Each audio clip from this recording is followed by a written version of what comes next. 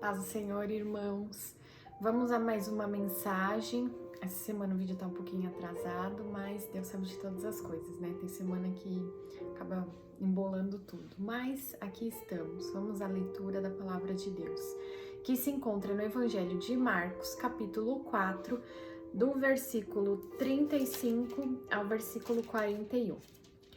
E naquele dia, sendo já tarde, disse-lhes: passamos para outra margem. E eles, deixando a multidão, o levaram consigo, assim como estava, no barco. E havia também com ele outros barquinhos. E levantou-se grande temporal de vento, e subiam as ondas por cima do barco, de maneira que já se enchia de água. E ele estava na polpa, dormindo sobre uma almofada.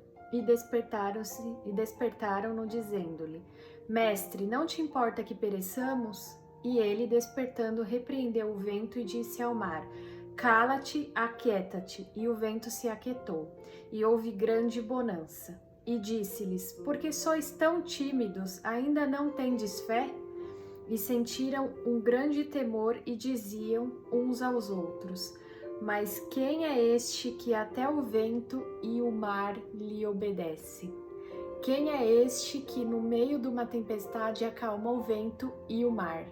Jesus. Jesus, ele é maravilhoso. Jesus, ele pede para os seus discípulos para atravessarem para outra banda do Mar da Galileia.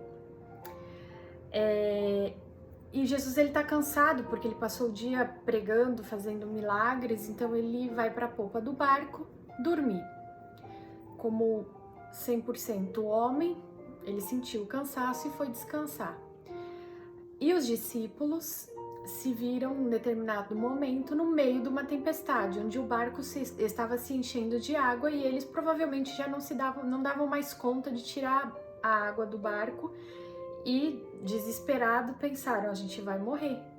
Mas eles esqueceram de um detalhe: aquele que estava ali cansado, 100% homem, também era 100% Deus, e ele deu uma ordem: atravessamos para outra margem. Deus deu uma ordem, ela vai acontecer com tempestade ou sem tempestade. O que faltou aqui nos discípulos? Fé. O que faltou aqui? Eles reconhecerem, lembrar que aquele que fez os milagres da outra banda da margem é o mesmo que estava ali dentro do barco e que o destino final deles não ia ser perecer no meio do mar, o destino final deles era a outra margem. E eles se espantam quando Jesus acalma a tempestade, simplesmente mandar calar, mandar se aquietar, vento e mar se aquietem. E aí eles ficam maravilhados: quem é esse? Ei, você precisa conhecer Jesus na sua essência, porque no meio da tempestade é só clamar a Ele. É a única coisa que você precisa se lembrar, falar: Mestre, vem me ajudar, tô precisando, a tempestade tá se abatendo e eu não tenho força, não consigo mais tirar a água do barco, tô sentindo que eu vou me afogar. E também tem outro detalhe: Jesus, ele nos deu autoridade no seu nome. Então os discípulos poderiam, ali naquele momento, não só chamar Jesus, mas sim usar o nome que está acima de todo nome, e eles mesmos repreender o vento e a tempestade e mandar se acalmar. Por quê? Porque o nome de Jesus está acima de tudo. E é no nome dele que a gente consegue atravessar a tempestade. É no nome dele que as coisas se acalmam. Então usem o poder que tem no nome de Jesus para acalmar a tempestade. Tenham fé. Jesus disse em um determinado momento que se a gente tiver fé do tamanho de um grão de mostarda, que é minúsculo, a gente poderia dizer ao monte para ele passar para o outro lado, para ele mudar de posição. Então imagina o que a fé, junto com o nome de Jesus, pode fazer. E aqui poderia acalmar a tempestade. E outra coisa que eu observo aqui é os discípulos, eles sentiram o medo e na hora foram acordar Jesus. Então, eu entendo quando Paulo diz: lá em 2 Coríntios 12, se eu não me engano. Quando eu estou fraco, é que eu estou forte.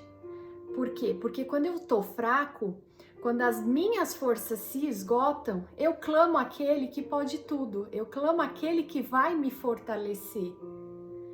E aí Jesus também diz, Deus diz para Paulo ali naquela passagem de 2 Coríntios, que a minha graça te basta e o meu poder se aperfeiçoa na sua fraqueza.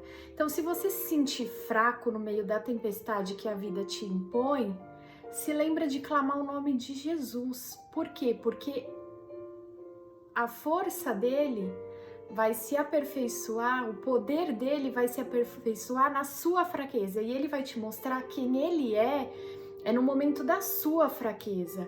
O grande poder dele de acalmar o mar, acalmar os ventos apenas com a sua palavra, é o que vai mostrar para você no meio da tempestade quem é esse que até o vento e o mar lhe obedecem. Esse é aquele que no princípio era o Verbo. Ele é o que criou tudo com a sua palavra. Então ele tem autoridade sobre tudo. Não se esqueça, Jesus ele tem poder e ele nos deu esse poder através do nome santo e poderoso dele. Amém? Então que Deus abençoe sua vida e que nós aprendemos a cada dia, no meio de toda a tempestade, clamar o nome de Jesus, o poderoso nome de Jesus, o grande El Shaddai. Amém? Que Deus abençoe a vida de vocês.